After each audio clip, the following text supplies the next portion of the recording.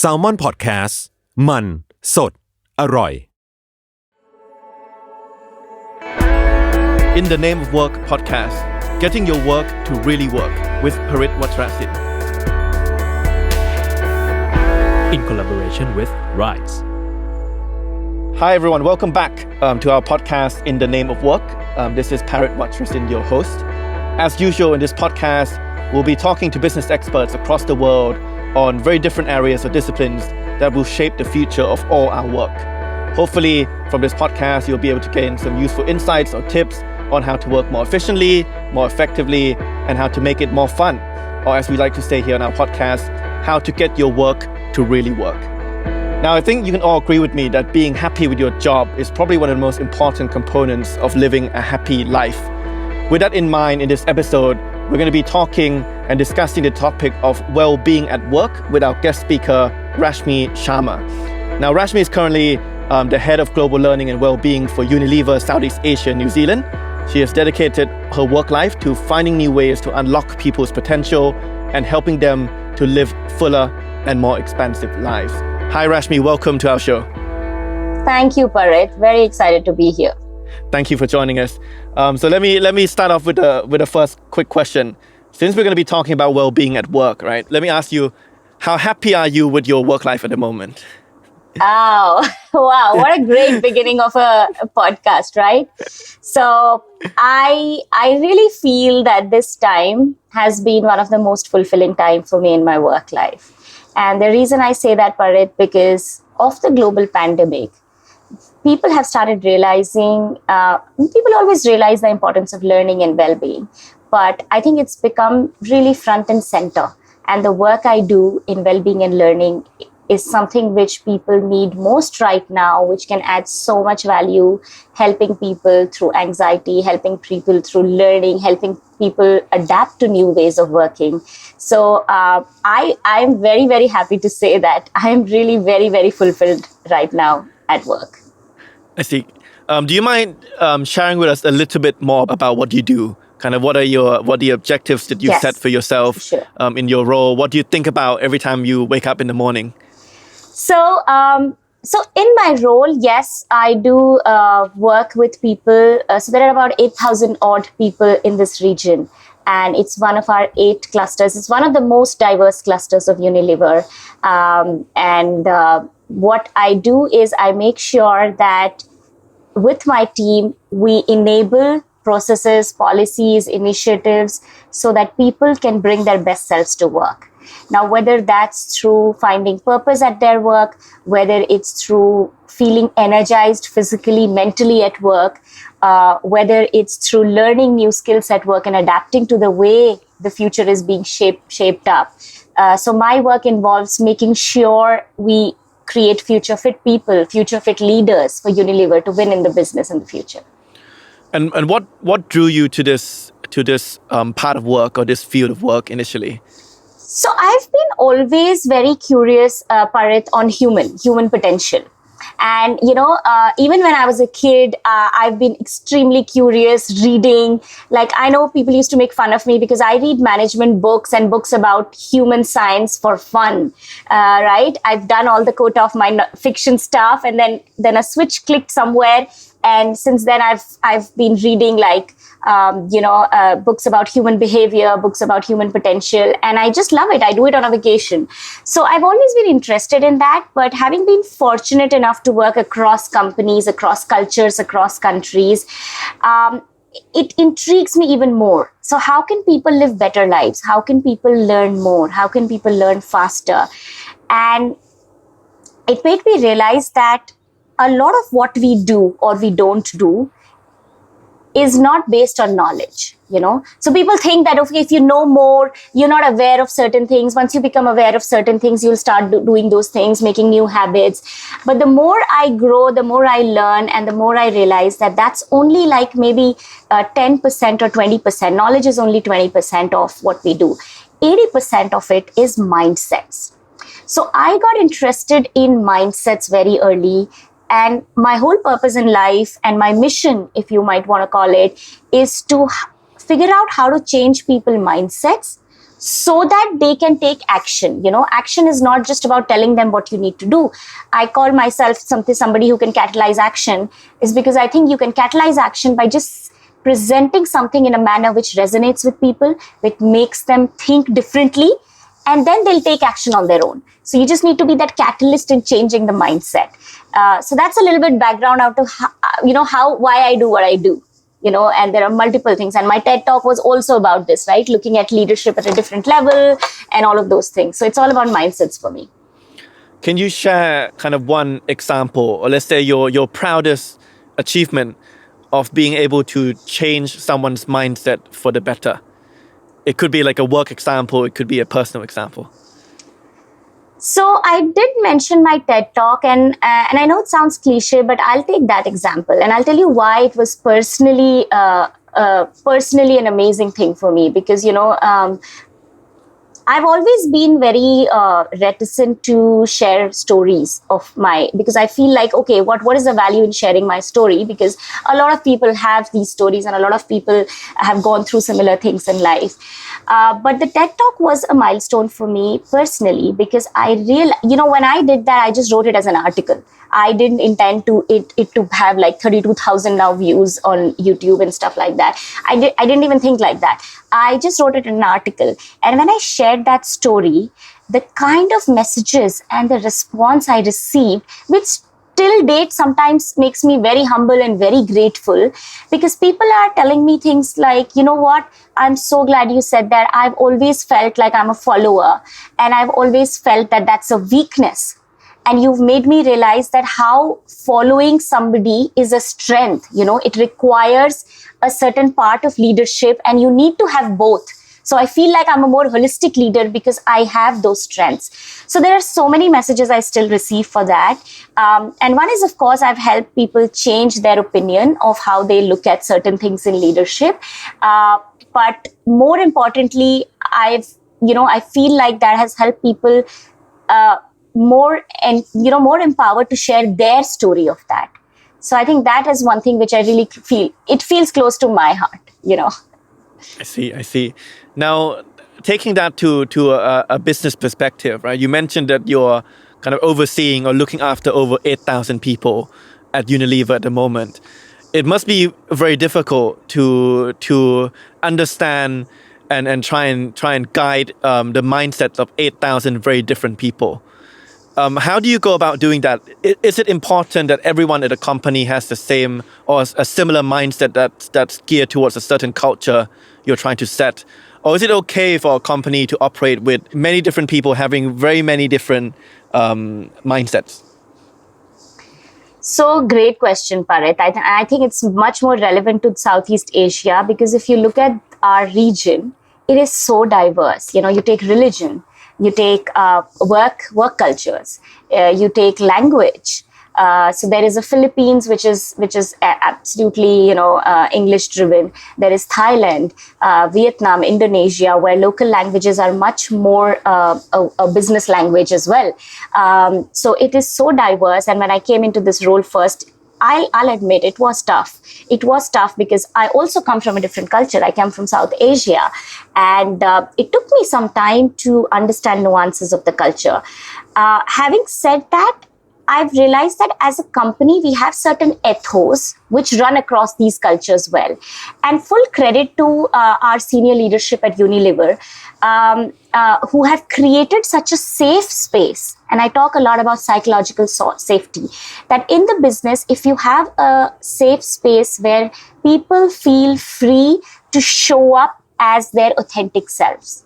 So whether it's about the way their ideas, whether it's about the way they dress up, whether it's about the flexibility they have, I think if an organization can create that safety, it doesn't matter which culture, which country, or because how long can you start customizing a company, right? Now you have millennials, you have zillennials, you have, cross-generational, you have diversity of thought. So I think the best way for a company to operate is to create a safe space for people to be who they are, to show up with their unique strengths, to accept the humanness. So when you have that as a mindset, then it becomes much easier. So then when I work with Philippines or a New Zealand or a Myanmar, which are completely different dichotomies in terms of how they like to work, I just have to operate from the mindset that, how can I listen more? And how can I make it safe for them to address and speak about their issues and solve for that? Not try to brush everybody with the same stroke. So then it becomes I see. easier. I like how you use the word safety, right? So let's unpack that a little bit as well. When you talk about safety and kind of looking at workplaces around the world, what are the potential dangers of a workplace not being safe? There is a lot of research on this, and if we don't have psychologically safe workspaces, it affects our teamwork, collaboration, innovation, a lot of things. But let me land this with an example. So you might remember there was a big accident, Columbia's rocket launch.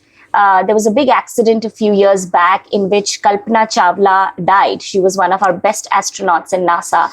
And it was a big disaster. It made news all over the world. And when they were doing the analysis of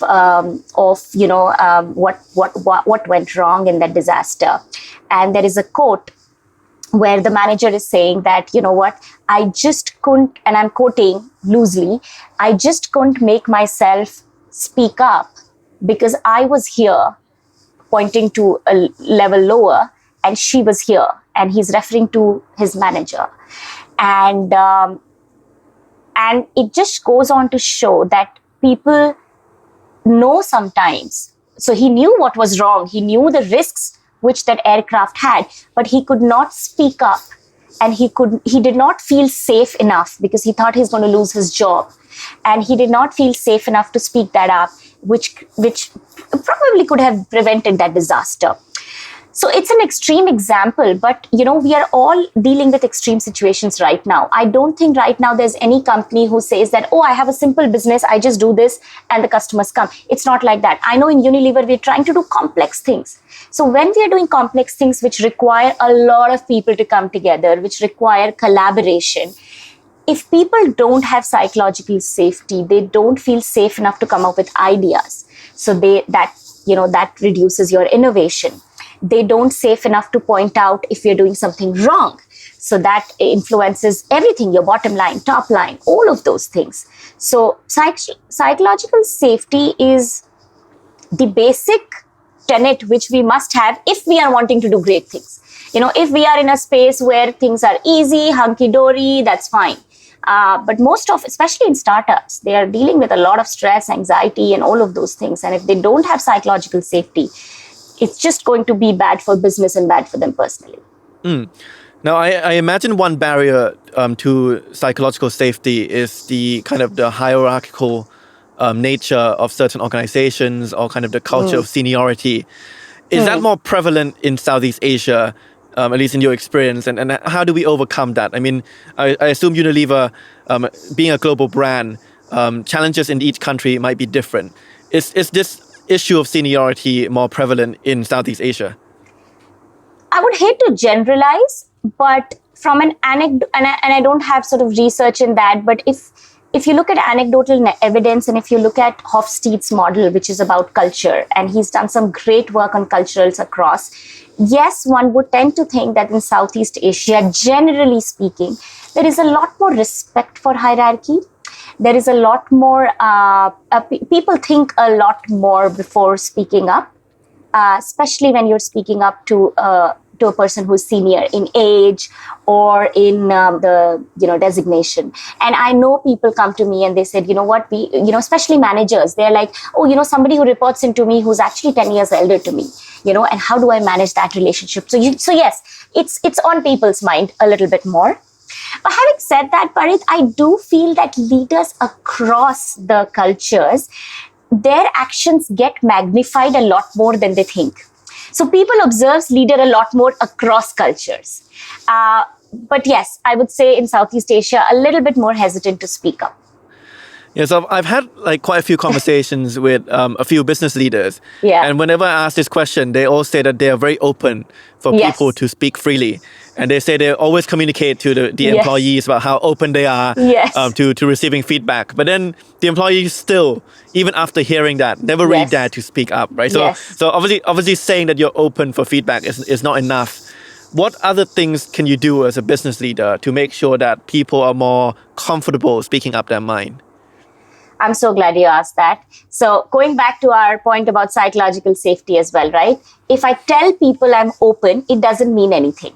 In fact, I compare a lot of leadership with parenting, right? And they say we keep telling our kids to do something, but kids are not going to do that if you don't do that. So I think what leaders need to understand is their actions are way more important. And their actions, as I said, people observe leaders much more than leaders realize they do. So if you're saying, hey, I'm flexible, hey, I'm open, and you're saying, please feel free to not work on weekends, and then you are shooting out emails on a Saturday and Sunday without explicitly mentioning it, saying, I'm doing it because of a certain reason and feel free to respond the way. It's just going to, you create the culture. Even if you're not trying to create a culture, you still create that culture, right? So I think one thing I would just tell leaders is to raise your hand and admit if you've made a mistake. If you want people to admit and feel safe, to admit they've made a mistake or they did an experiment which failed, then you have to do it first, period.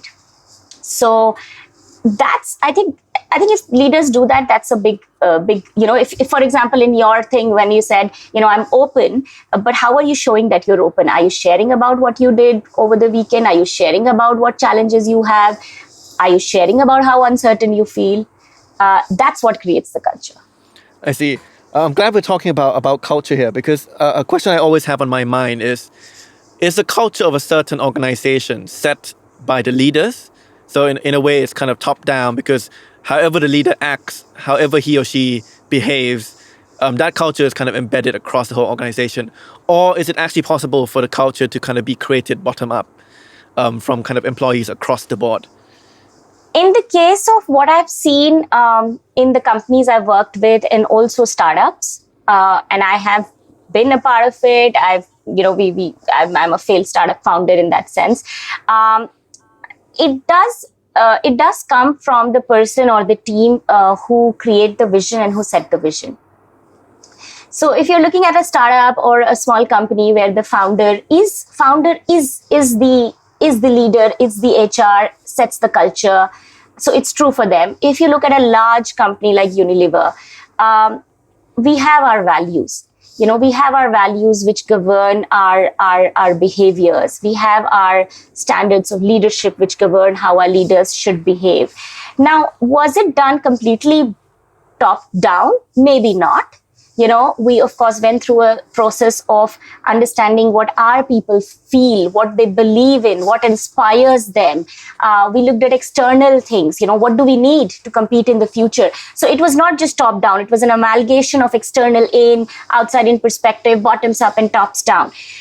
But to sustain that culture, it is very important for the top leadership to walk that talk. So I would say it's not so important as to where the culture gets built, whether it's through the masses or through the top leadership. But if you want to sustain that culture, then top leadership has to be bought into that. And they have to be seen, living that culture. So I think whenever we go to a company, we always see kind of these values, right? As you mentioned. So each company will have their values. Sometimes it's kind of these kind of very beautiful words that you see, like entrepreneurship, innovation, like ownership, etc. How do you make that as clear as possible to employees what that actually means, right? Because I'm sure if you ask employees to recite what the values of the company are, I'm guessing most of them probably can. But do they have the same understanding of that word? I'm not too sure, right? So do you have an example of how you've kind of translated an abstract concept into something that's more tangible and more action-based for the employees in the organization? So values is something which has to be lived. And you're absolutely right. Different people might understand it differently. And some years back, actually, we were doing some work on growth mindset. So we were doing some work on empowerment, growth mindset, and collaboration. And the way we did, which worked really well, is through stories. So how can we tell stories of how that values has been in action? So we had exercises where people were sharing their experience of the value, and then we were publishing it. We were creating trees in the office, putting those postcards where they write stories. We were digitally doing that as well, so that people understand these stories and they get the nuances around those values. So that's one way. And we have, everybody, let's say if you talk about Unilever, everybody in Unilever knows that Lever brothers came up with the soap Lifebuoy, and it helped in the Spanish flu. It helped people live. There were in India, for example, there is a lot of mortality rate of kids. They die before they reach 5 years of age because there are hygiene issues. So everybody in Unilever knows that story. They know that Lever brothers came up with it, and that always inspires us, right? That always inspires, especially when this whole COVID thing is happening. People are working so hard, but they are happy and they're energized because they remember our values. They remember why we exist as a company, to serve our consumers, to live better lives. And those stories, they have a lot of memorability. So I think when you talk about values, if you say entrepreneurship, after a word gets thrown around so much, it loses its meaning. It doesn't mean anything, right? So you have to find out new ways to make it memorable. And stories is a great way to do that. And that's what we do in Unilever. I see. Now, if we take kind of one step back, and I apologize for asking an intentionally provocative question, but why do companies need to have values, right? So why can't I, let's say, as a business leader, just come out and say, I only care about business performance. I will only look at kind of tangible facts and figures. Are we making profit? Are we growing enough each year? Why do I need to spend time or invest my time in creating a set of values for my employees? So absolutely, let's break it down a little bit. So one is that even if you don't spend time creating values, the values are there. A family does not spend time creating like a chart of 5 values, but there is an unwritten rule in families as to what you value, whether it's having dinner together, whether it's taking 2 vacations in a year, whatever, right? So my first, and I'm thinking aloud right now, worst thing is that you already have a set of values, even if you don't create it. But the main point of your question, I understand, is that just look at bottom line, just look at the results, and you don't have to sort of do that. Now, values serve a purpose in the sense that they are guiding principles. In a business, you have, let's say, 8,000 people in the region, let's say, in a company. And at every point that each person is making decisions, we make like hundreds of decisions every day in business, in our work life. And any decision can, you have multiple options as to how to make that decision. Values provide a guiding principle for it. So, for example, I know if it's consumer first, it's a value. At every decision, it's easy for me to take that decision because I know that in one decision, I am putting profits first. In one decision, I'm putting consumer first. And in one decision, I'm putting my team first. So if I have a guidance from the company saying it's your team first, then it's your consumer first, and then it's your profit first, I exactly know how I need to decide on that business decision. And it takes me less time. Everybody's aligned to that. So it's just more efficient, I feel, to have those guiding principles. And of course, over long term, you want to stand for a brand. People join company for their values and their brand and what they stand for. I don't think now people join just for money or just for, you need to be able to resonate with what they stand for. So over a long time, of course, it's the brand power, which has helped. I see. So what you're saying is setting values enable alignment across the organization, right? To make sure that when faced under the same situation, Yeah. It's not I don't think it's a solution to every problem. It's a tool, and it's a very useful tool to align decisions. So I think moving on exactly to what you mentioned just now, which is kind of the behavior of new generation of workers when they make choices about where to work at, right? Yeah. In your experience so far, what are the most important factors that the current, let's say the most recent set of fresh graduates use to make decisions on which company to join? I think more and more I'm talking to young people, the more and more I realize that what they want in their life, more than money, more than hierarchical designations, is purpose. All of us, and I guess in a lot of ways, the Gen X, the baby boomers, and all of them were looking for purpose without explicitly saying that. But the younger generation is very clearly aware of how our world is doing, whether it's climate, whether it's sustainability, whether it's their ability to pursue their passions. They want purpose. So any company which has a clearly articulated purpose, and if they can demonstrate, like Unilever does that. So Unilever's purpose is to make sustainable living commonplace. And if you look at our advertisements, if you look at our products, if you look at the products which we are selling, the businesses which we are selling off, the businesses we are acquiring, you'll see a common thread about that. And I think forget Unilever for a moment, but just generally, if I look at the audiences, if you can articulate them purpose, they'll get behind you. So does that mean that the recruitment process is a very important process, both ways, right? One way is for yes. Candidates to understand what value or what the company stands for, and also vice versa for the company to assess what values the candidates stand for, to make sure that they get the right type of candidates. So how do you go about kind of designing the recruitment process and the recruitment kind of advertisements to make sure that they match with the culture of the company?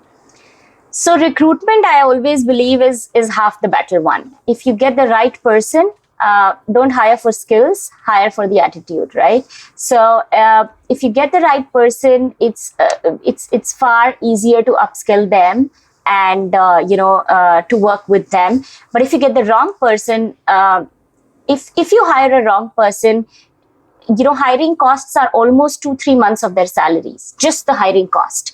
So if you hire the wrong person and they leave you within 6 months, it has a direct impact on your expenses. So hiring process is one of the most crucial things. And the way we do that is, one is that we make sure that we have a list of criteria where we say what are the kind of values and attitudes we want our leaders to have.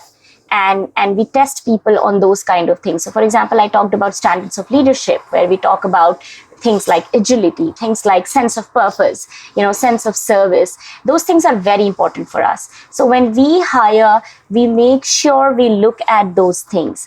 And now I think across the industry, that realization is there, that the cultural fit is sometimes far more important. I've heard of something like a coffee test or a beer test, right? Where you're saying, you would hire a person if you don't mind, going out for coffee with them after work, or you don't mind going out for a beer after work. And that I think is so true, because now more and more people are not attached to companies or work. They're attached to the purpose. They're attached to, and if you can't spend time with them, and if you don't respect them for who they are, it's very, very difficult to get the innovative ideas which we are going for. It's not just 9 to 5, you come and do your job and go. That's no longer how things work now.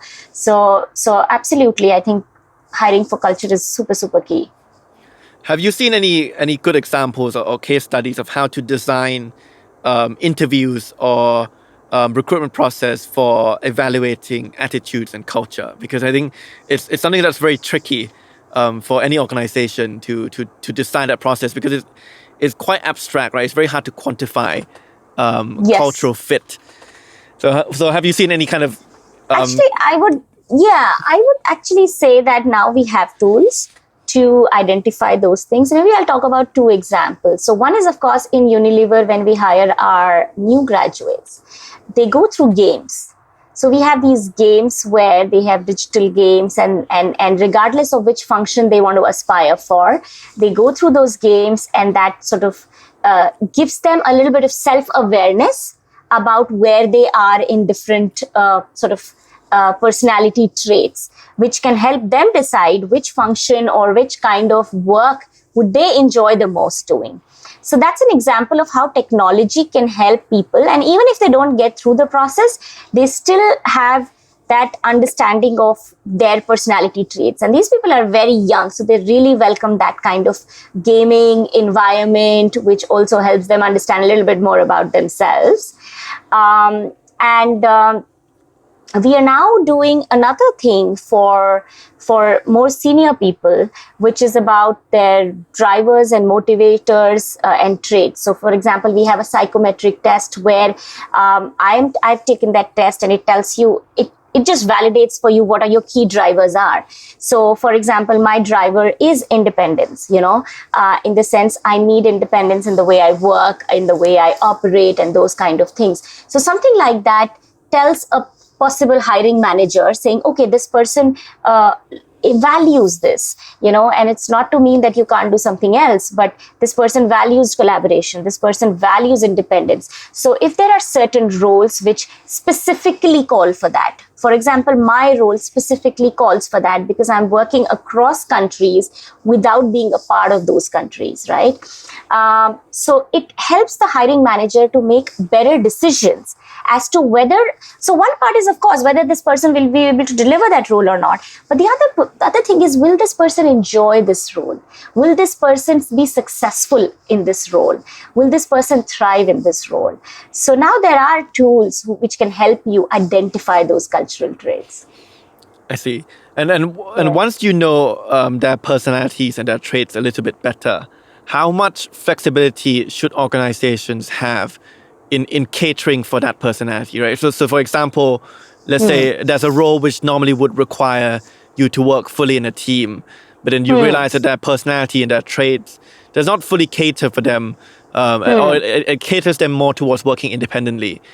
How much, should organizations just kind of say, well, I guess he or she is not suited for this role, and therefore, unfortunately, we say no to him or her, or how much flexibility can they give for that?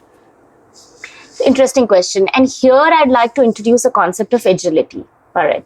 Because, all of us, so there are three levels. Let's say there are three levels of a human being, right? Who you are when they are completely ideal situation, right? Sometimes when we do tests like MBTI, it asks us to imagine it in a completely comfortable situation.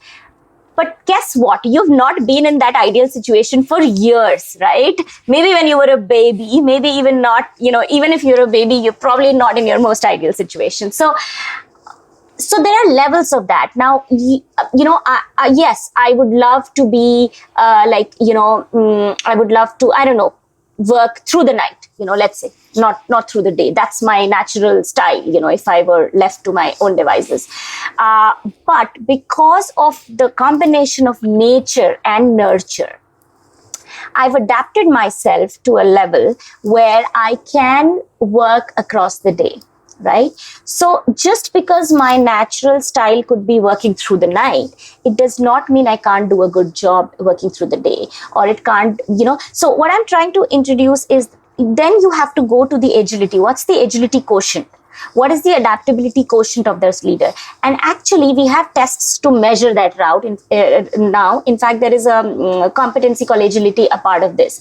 I think 10 years back, I used to be training senior leaders, and we used to train on something called versatility. And, it talks about people in 4 quadrants, and then every time the end of the program, there's one question is going to come up. People are going to say, so which style is the best? Who is the best style for leaders, and all of those things, right? In every psychometric thing. But the whole thing is that there is no style which is best. What style is the best is how versatile you can be. So if as a leader, you can stretch like a rubber band in all directions, that's who you are, a good leader. So if I see a candidate who has a preference for a certain style, I'm going to check about agility. Has he demonstrated, what has he demonstrated in his past work experience, rather than just kind of take that as a gospel truth saying, you're like this, so hence you can't do it. I think that's being a little bit short-sighted, yeah. So if you're saying that agility is one of the most important attributes for a worker in the modern days, does that mean that we ought to be looking for all-rounders?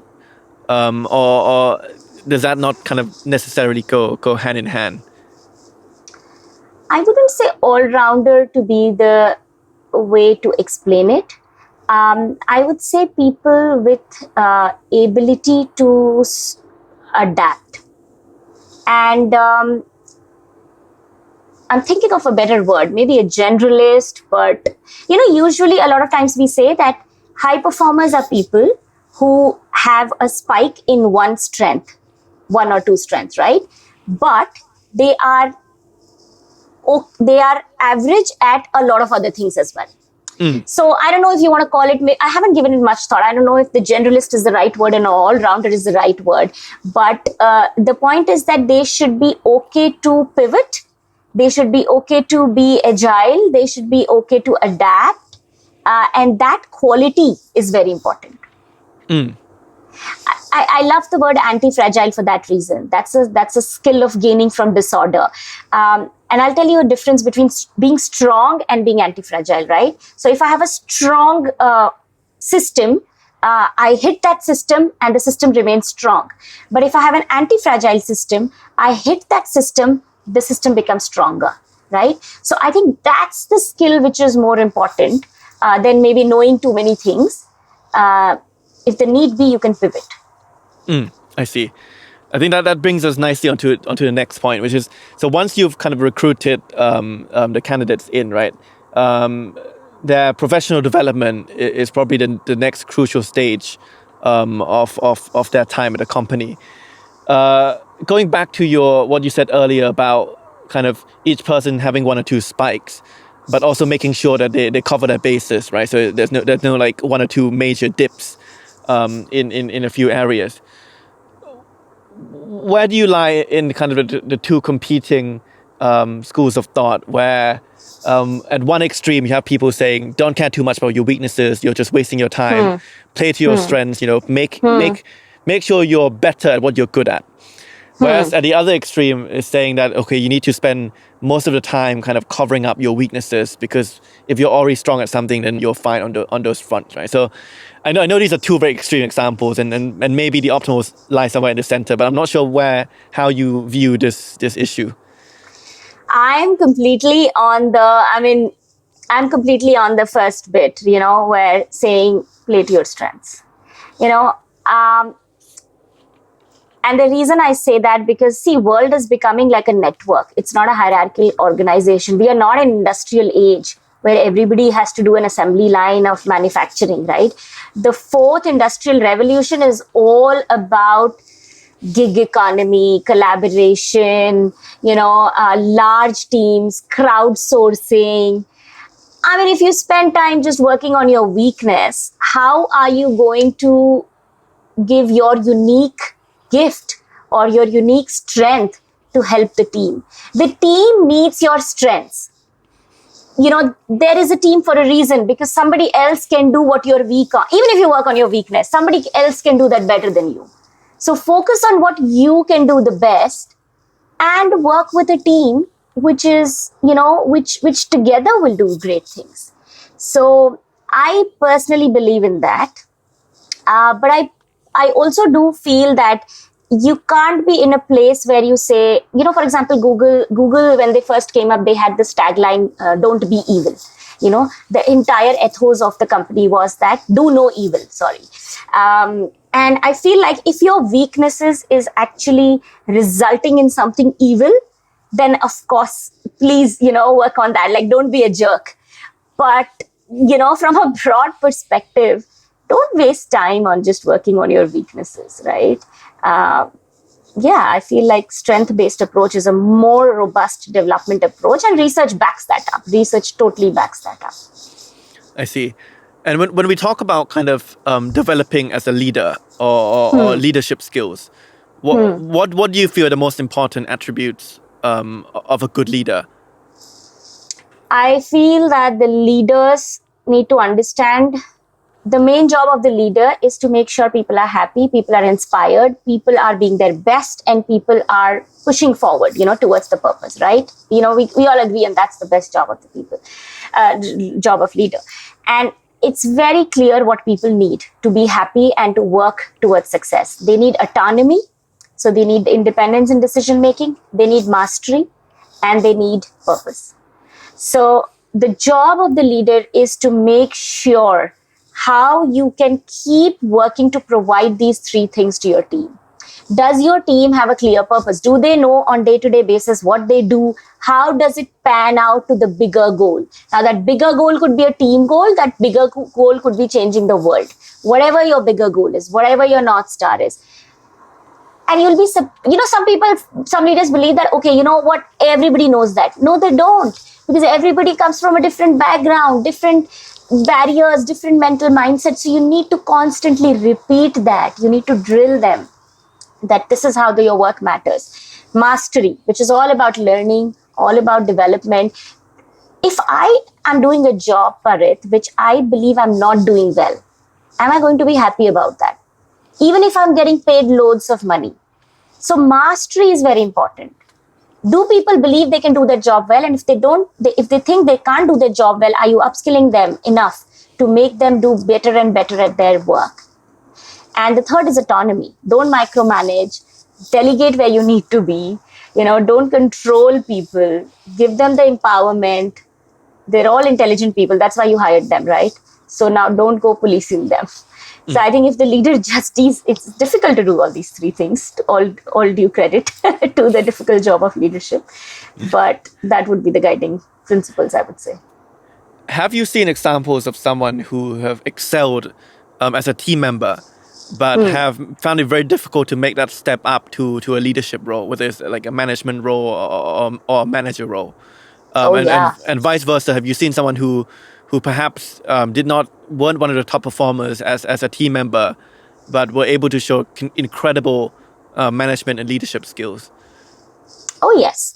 So the first example I would say for the first case is a lot happens in tech like that, right? Tech industry. Because a lot of people who go into tech and they build products is because they love to do that.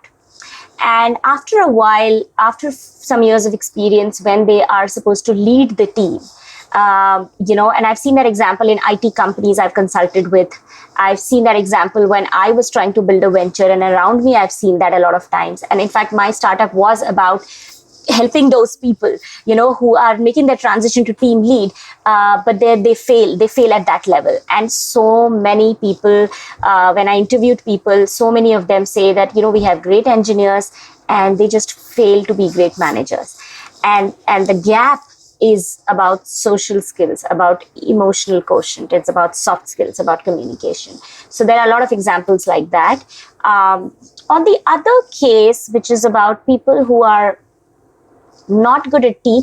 See, our corporations are built to not let those people rise. So if somebody is not good at teamwork, but great at individual performer, typically they get weeded out, is my experience, in a corporate scenario, because you can't survive a large complex project if you're not a team worker. But I've seen those people do brilliantly well as independent consultants, as freelancers, because then they can focus on their craft without having to, it's again the whole thing we talked about, work on your strengths or manage for weakness. So, you can spend years trying to collaborate with a team which doesn't come naturally to you, or you can just be an independent consultant and, work on your craft and work like that. So I see. Both are good, I guess. And if we go back to the first case of someone who's a very good performer as a team member, but is finding it difficult to make that step up, what kind of learning or developmental support do you feel kind of the HR department or the people department of corporates can provide to those people? So the biggest gap which I've seen in that transition, Parit, is about this mindset of me working versus me enabling my team to work on something, right? Because when you're not a manager, you're like, okay, your success depends solely on how long you work, how well you work, how you work with other people. It's solely dependent on you. But you become a manager and your success is in the hands of others now. So I think most people are not comfortable with that mindset shift. And hence they try to control. So they try to control work outputs. They try to control, then they try to do things. You won't imagine the number of managers I work with where they actually do their team members' work. Because they just can't delegate, they can't let go, right? So that's a mindset shift which takes a little bit of effort. And HR has a huge role to play. Leadership has a huge role to play. So we have a lot of programs, and I'm right now in the middle of designing something and implementing something for Thailand especially, where we are giving them like bite-sized learnings on things which can help them. So it's in 3 things, and maybe that will help the viewers and the audience to understand. So one bucket is personal mastery. And this is purely about understanding yourself, understanding your time management preferences, understanding your personality traits, understanding your strengths and weaknesses. So that's the first bucket. How do you become a more effective individual before you start actually leading other individuals, right? The second bucket is how do you get to that manager bit? So it has things like, how do I delegate?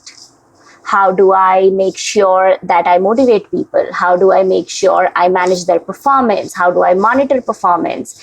How do I understand how much guidance to give? Some people like more guidance, some people like that. So understanding these basics of people management. And the third bucket is, of course, a little bit more advanced on, how do you make sure the team bonds and how do you inspire them and all of those things. So HR has a huge role, leaders have a huge role. And I would say this is a passion area because this is where most good people, if they get the right guidance, they can really go to the next level. So if we get this transition right, it's a huge, huge benefit to the organization. How much more challenging is it to plan for learning and development support for top leadership? I mean, one thing that I always hear people talk about is the job that like fewest people know the job description for is actually the CEO.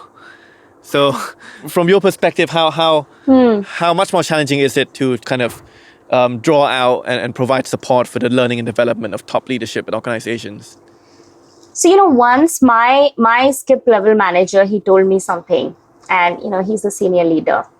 He said, Rashmi, and we were discussing about a program for senior leadership about well-being, and we were discussing about, how should we give them the support needed and how should we tell them that it's important and all of those things.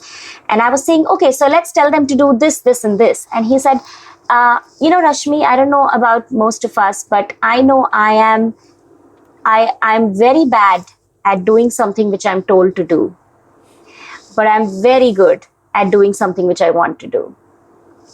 So I think that was really profound because it captures how you could approach leadership development. You have to inspire them. You have to make them see how it can serve their business and their team better rather than tell. So the tell approach doesn't work. Tell approach maybe works very well for people who are starting out because they're hungry to learn. But as you become senior and senior and senior, you need to unlearn a lot of these things.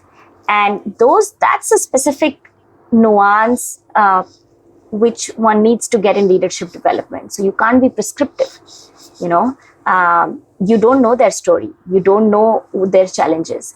So going in a way which helps them think about it themselves, creating a safe space where they can reflect, where they can think about their experiences, where they can think about their mistakes and figure out themselves what they need to do about it is the best approach.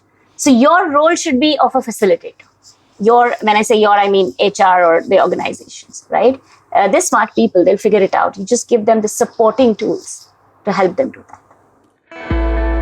โปรโมชั่นพิเศษสำหรับคุณผู้ฟัง In the Name of Work Podcast ถ้าสนใจคอนเทนต์จากสปีกเกอร์ระดับโลกแบบนี้อีกสามารถใช้โค้ด Salmon SALMON เพื่อเป็นส่วนลด 10% เข้าชมงาน Corporate Innovation Summit หรือ CIS ปี 2020 Event Virtual Experiential Conference ที่จะจัดขึ้นในวันที่ 15-17 กันยายนนี้เปิดขายบัตรแล้ววันนี้ทางเว็บไซต์ cis.riseexcel.com ย้ำนะครับ cis.riseaccel.com แล้วเจอกันครับ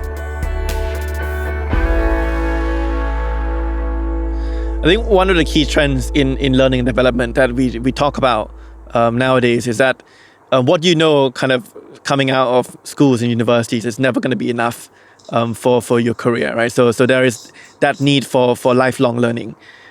Absolutely. What role do you feel that corporates can play in this, right? Because I mean, the traditional expectation is that if, let's say, an employee wants to kind of upgrade his skill sets or learn new things, then he or she might kind of leave the company to do like a certain degree or go into a special course. But I don't think that's kind of the only option, right? What kind of alternatives can organizations do or provide support in this respect for their employees? Okay, so I completely agree. I think the jobs which our kids will be doing, there's a lot of research which says that they don't exist right now. Like,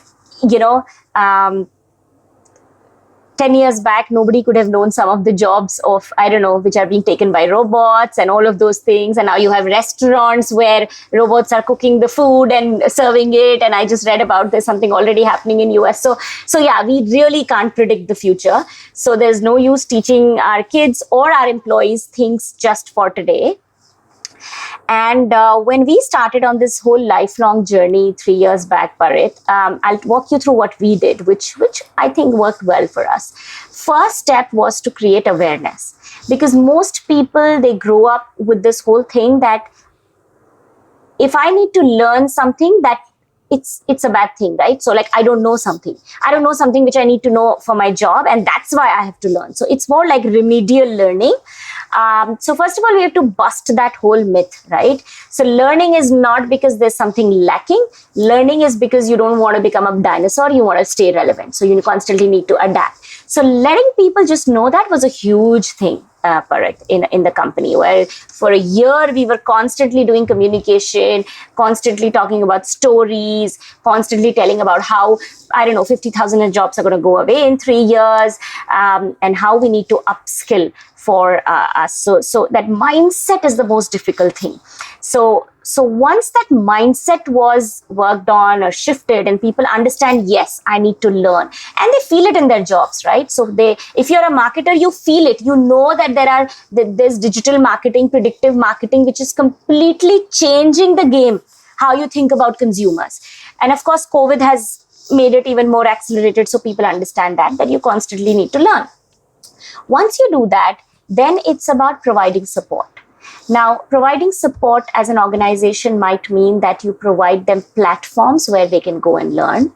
For example, Unilever has a few platforms where employees can go and learn anything. And it doesn't need to be related to the job, because when you're trying to change mindset, you have to hook them with what is most exciting to them. So if learning, photography is exciting, learn that, So I have my colleagues who were sharing with me examples of companies giving a certain amount of money, and you decide what you want to learn, because what they want to land is that the importance of learning.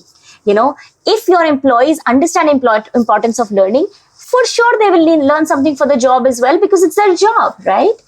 So it could mean doing that. It could also, so what we've also done is we've picked out future skills for each job. So for marketing, what are the future skills? For sales, what are the future skills? For HR, what are the future skills? And then, we've also had this journey. So we kind of gave all this support, all this LinkedIn Learning subscription, to everyone, and all of that huge amount of learning at fingertips. Then we also learned one more thing. One more thing is that people sometimes need guidance as to what to learn, because it's like a paradox of choice. So if you have a lot of choices, you freeze, you don't take action. But if you have two choices, it's much easier for your brain to get activated and you actually end up picking one of the options. So we realized that. So now we, as I said, we have like a 5 top skills for marketing, HR and everything. So if you send a mail to employee and if you're a marketer at a certain level, we exactly tell you that start by A, B and C. So it's much easier. They don't have to spend 15, 20 minutes figuring out what they need to learn for their role. They know exactly where to start. So these are some of the examples which we've done with success. These are our learnings. What about things like kind of externships and sending some of your employees to work at another organization, at least temporarily? Is that something that you at Unilever have considered as well, or what is your take on that?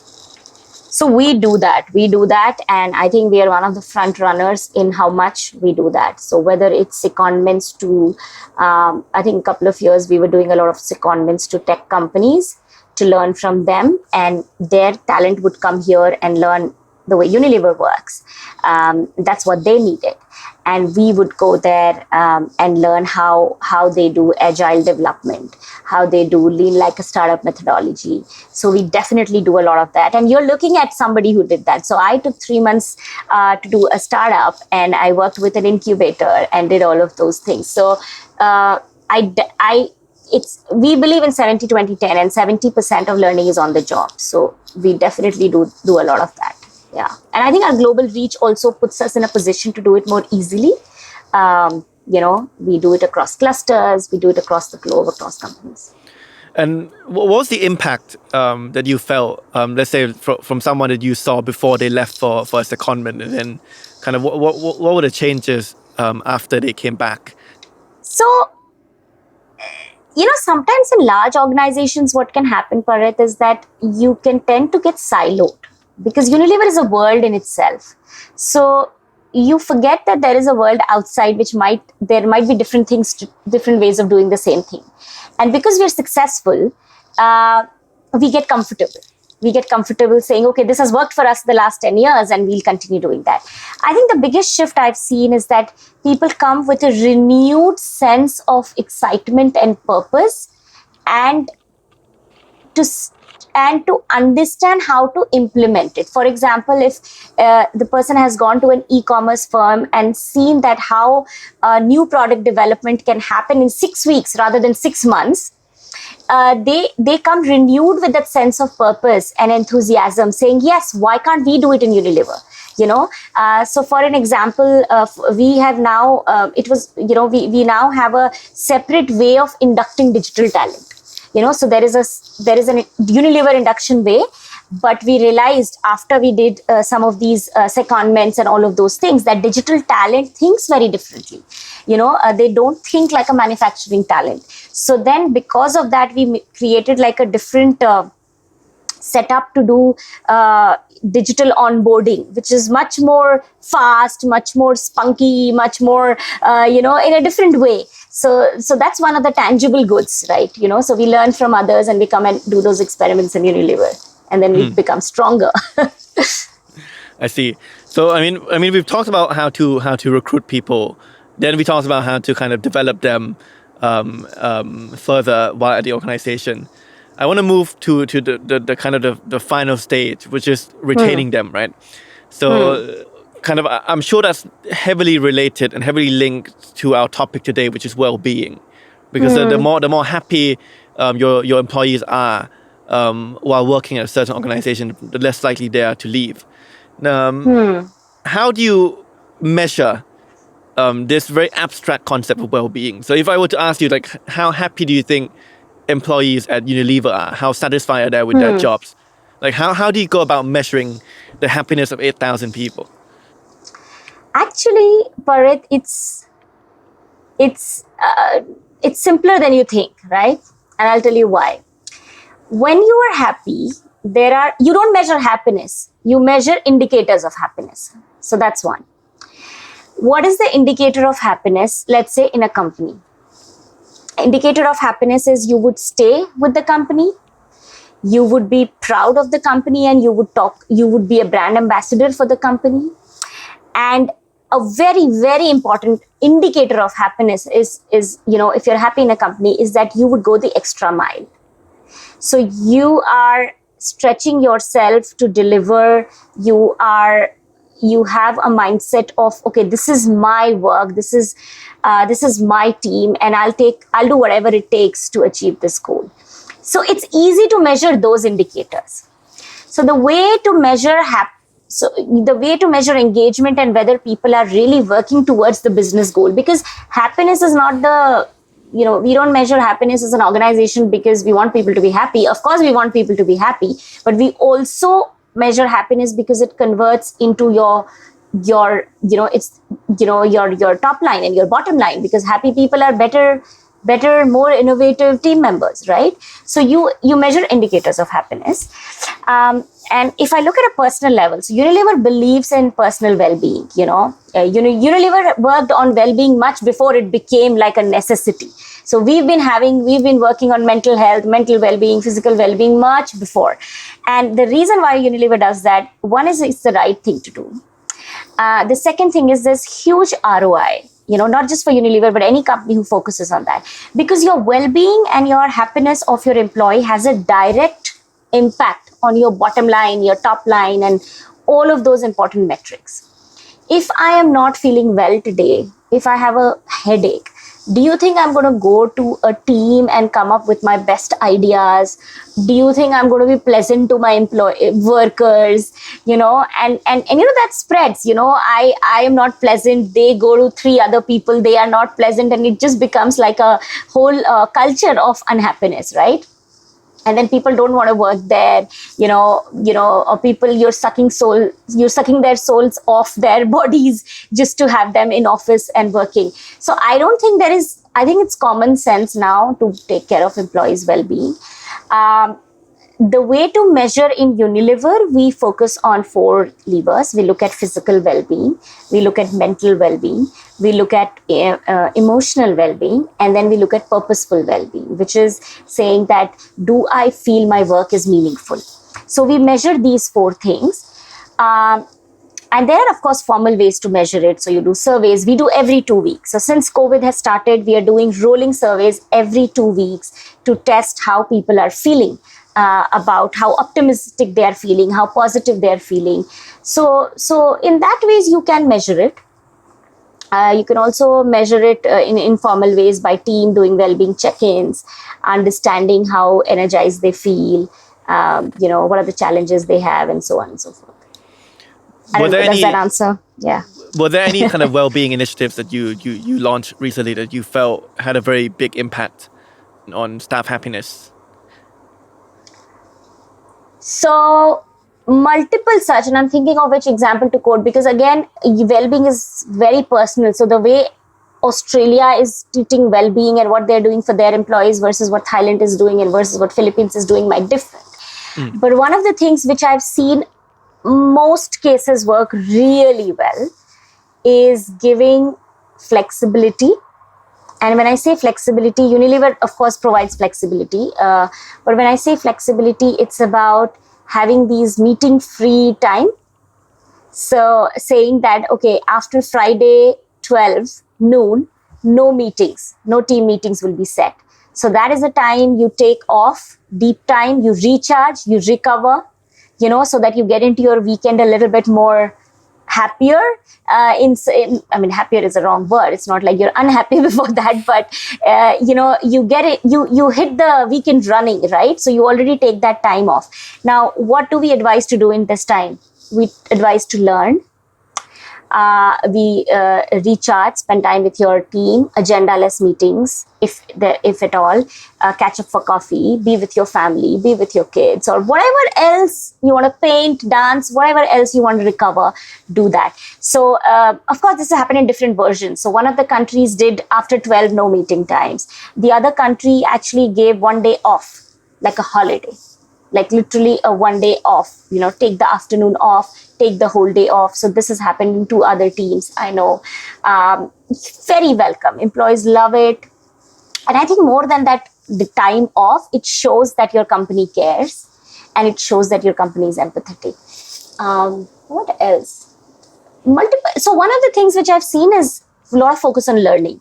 And there's a lot of science, Parit, which says that if you're feeling low, if you're anxious, if you're feeling a little bit depressive, the best antidote is to learn something.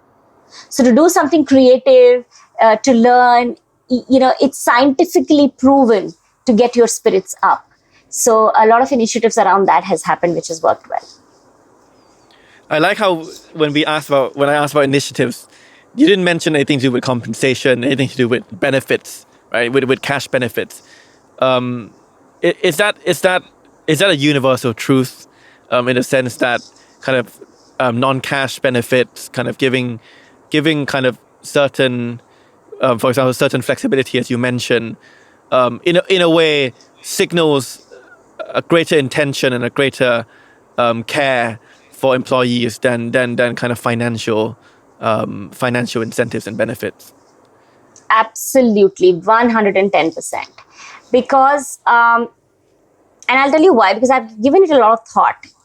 When you give somebody cash, saying, okay, here's the money and spend the way you want to do, you want to do that. And I'm not saying we should not do that. But compare it to my manager, which happened with me, which is saying my manager, within few days of this whole pandemic happening, our team leaders and our managers, she spoke to me, said, Rashmi, I want you to get a wireless keyboard. I want you to get the chair and because set up my home office and to elevate the laptop, right? I still remember that and it makes me feel so cared for, which line item on my compensation saying well-being cash, if I might call it that, will never make me feel like that, right? So people remember how you make them feel. And when you put structural policies and processes around something which makes it easy to take care of their own self and for their families, it means a huge lot more to them than giving them cash.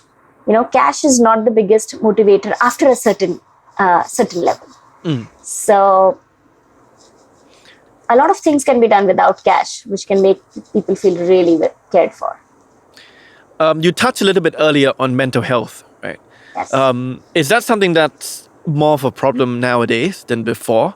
And what can companies do to tackle this issue in a structural manner? I think now we're hearing more about it. I believe it's always been an issue, but more and more, younger generation is more open to sharing about it. So we are hearing more and more about it.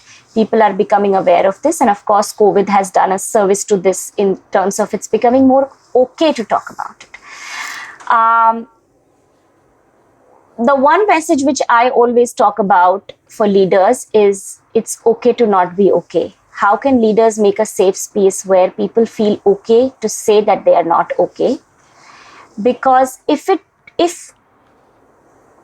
so there is spectrum, right? You might not be feeling great one day. That doesn't mean you have a clinical mental health issue. So there is a spectrum.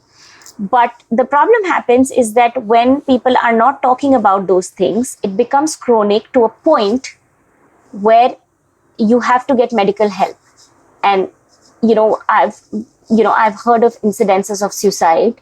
I've heard of incidences of people shooting each other because they were under depression.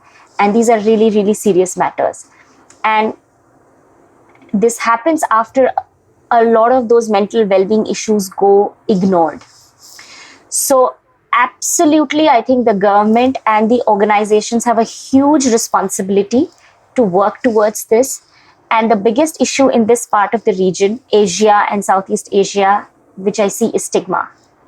People don't feel comfortable to talk about it.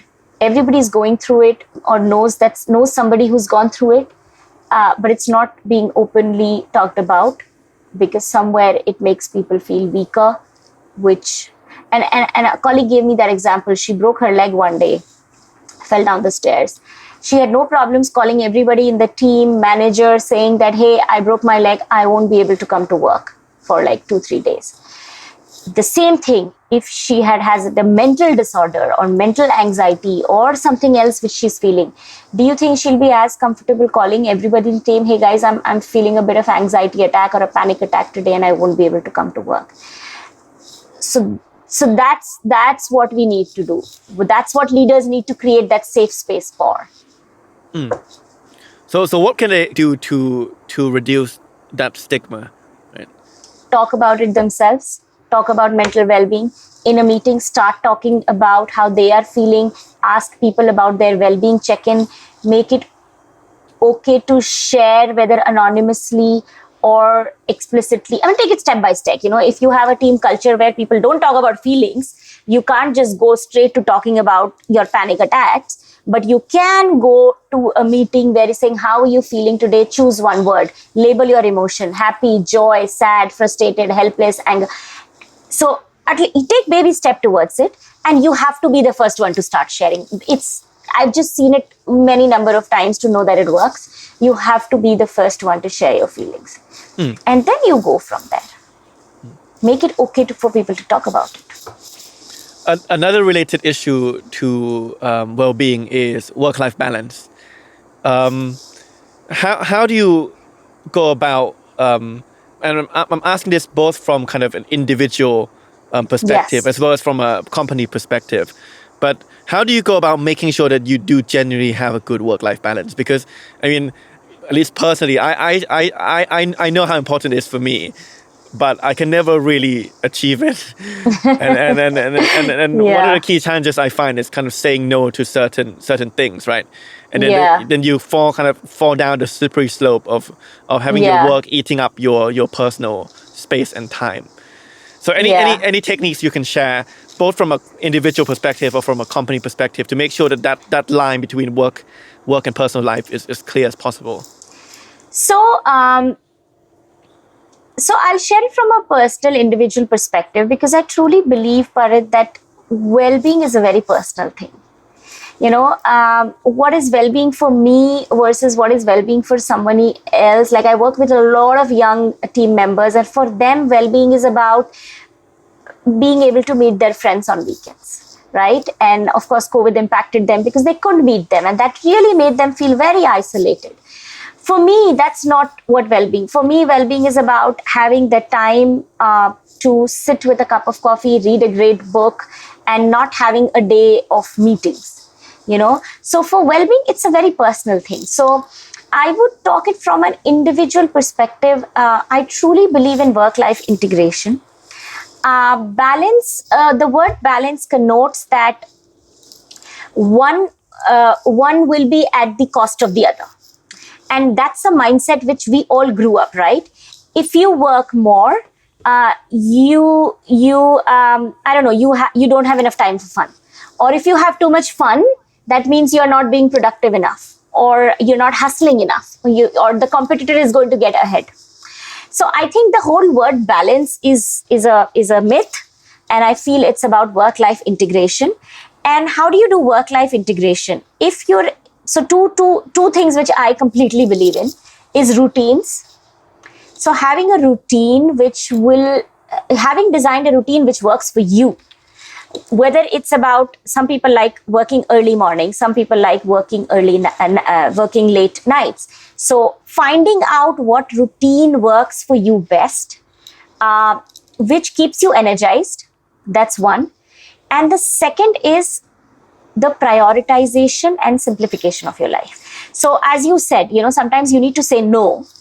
And for example, it's very hard. I say more no's than yeses in a day, especially with well-being becoming such a hot topic and people reaching out to me and everything. And, you want to help everyone. You want to do everything. But I know that that's going to compromise my well-being. So being able to say no, being able to simplify your life, that helps. And the third thing, which I think everybody can do, is simple strategies to relax and center yourself when you feel overwhelmed. So for example, there are breathing techniques. Now there are some times when you're at work where there is loads of things coming at you and you can't do anything. What do? You just do simple, quick release techniques. There is a technique called Navy SEAL breathing, which is actually you inhale for 4 seconds, you hold your breath for 4 seconds, exhale for 4 seconds, and then you hold your breath for 4 seconds. So it's like a box breathing. And Navy SEALs, which are the most toughest, more resilient, and guys on the planet, maybe supposed to be, they use this technique when they are in the middle of war zone, overwhelmed and all of that. So there are a lot of breathing techniques, mindful techniques, which anybody can do at work, go to the toilet or go to a place where you don't, anybody can take 30 seconds out of their day. So there are these strategies, know which works for you, keep them at the back of your hand, use them when you feel overwhelmed. And there are these long-term strategies, like, do you have hobbies? Do you have passions? How have you devised your life to be, I dance, I do Lindy Hop, but I don't need to do it every day. For me, doing it 4 times a month is enough.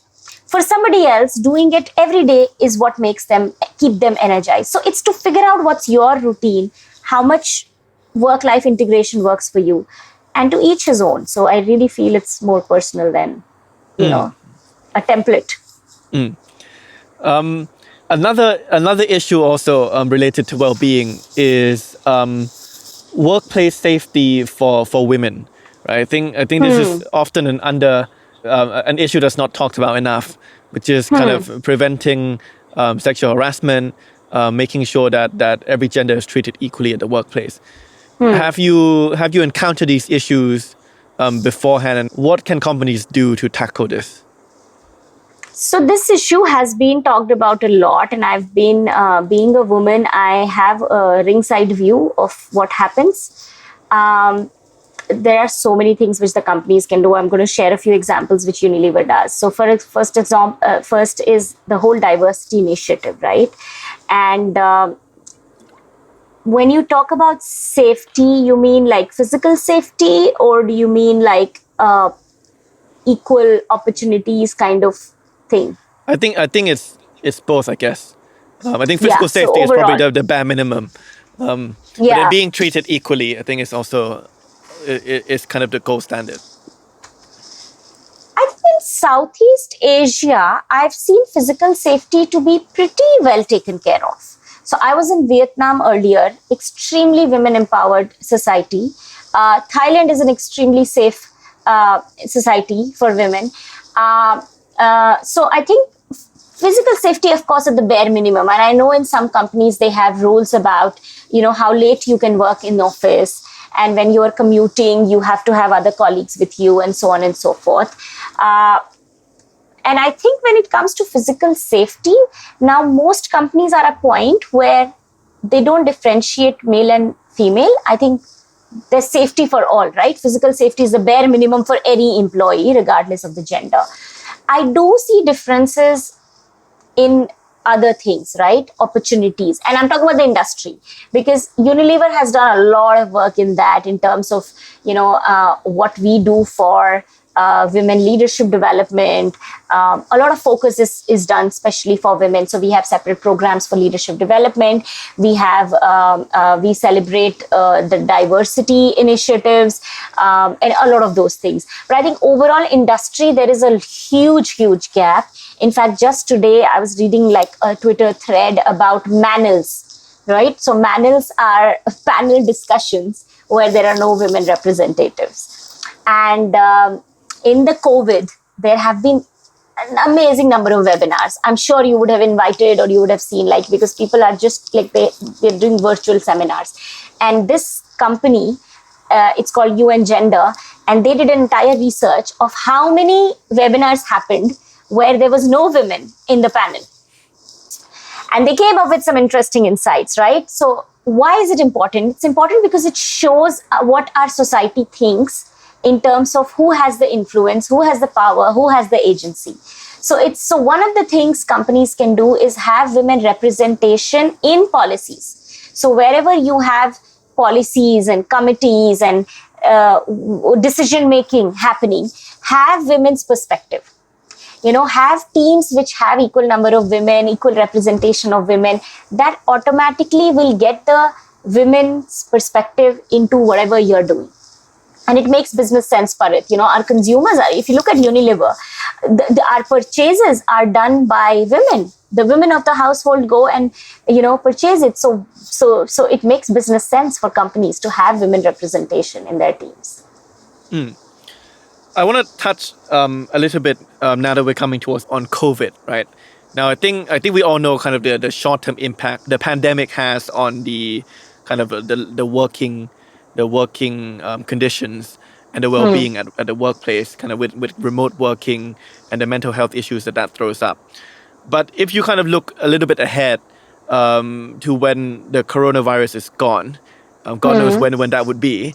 Do you see any potential permanent or lasting effects on employee well-being, and how can companies prepare for those potential permanent changes? Absolutely, Parit. So in fact, our internal team did some research, and external companies are also doing now social listening, right? So they listen to what people are talking about on Twitter, on Weibo, and a lot of these social channels. And they came up with like some 10 or 15 trends which are going to remain after COVID. So COVID is a black swan event. So it's completely shifted how our world is going to be after that, right? So there were a lot of trends, trends like hygiene, for example, becomes really important, and all of those things. And I think there were 3 things which are very relevant to what we are talking about. And it clearly said that safe spaces will become more valued. So safety, when it comes to physical safety, so offices becoming safe places to meet rather than going to a pub or a bar or a restaurant where you don't know the safety standards. So offices becomes that very safe place to meet. And safety extends to employers. So safe employers, safe managers, they become a lot more important. In fact, surprisingly, actually not so surprisingly, so in our surveys, the Unilever approval rating has shot through the roof. So we were already at 95%, 96%, it's now 100%, because people have come to realize the value of safe and stable workplaces. So whether you're a manager, you're an organization, or you're a team leader, to indicate and explicitly communicate safety is going to be important. The second trend is, again, well-being. Well-being has become a lot more important. People are valuing employers who provide well-being benefits. People are valuing managers who take care of their team's well-being. And the third thing is lifelong learning. So people have understood that things can happen which we will not be prepared for. So they have actually firsthand lived through that, learned, adapted, and realized, hey, it's not so bad, right? So those 3 things, I think, are very relevant post-COVID era. Safety, well-being, and learning, right? I think that pretty much is all under your radar. So the team is working towards it. It's a huge initiative. So to wrap up this episode, I leave you with this final question, right? In an ideal world for you, what are the attributes of the best workplace in your personal opinion? The best place to work in your personal opinion? In my opinion, any place which respects people's uniqueness and is a place where people can be who they are. So people can be their authentic selves. Now, whether it's about their ideas, whether it's about what they wear, whether it's about their style of working, if a place can give that freedom to help people be authentic, I think that's the best workplace for me. Okay, I think that's a good way to end this episode. Thank you very much for joining us today. I think it's a very enlightening and very energetic discussion, and I'm sure our viewers and our audience has learned a lot from our conversation today. Thank you very much for joining us. Loved having this conversation. And thank you everyone for listening in as well. If you want to hear more of these conversations on kind of the future of work, please do tune in to our podcast, In the Name of Work, every Wednesday via Salmon Podcast. Thank you very much for listening.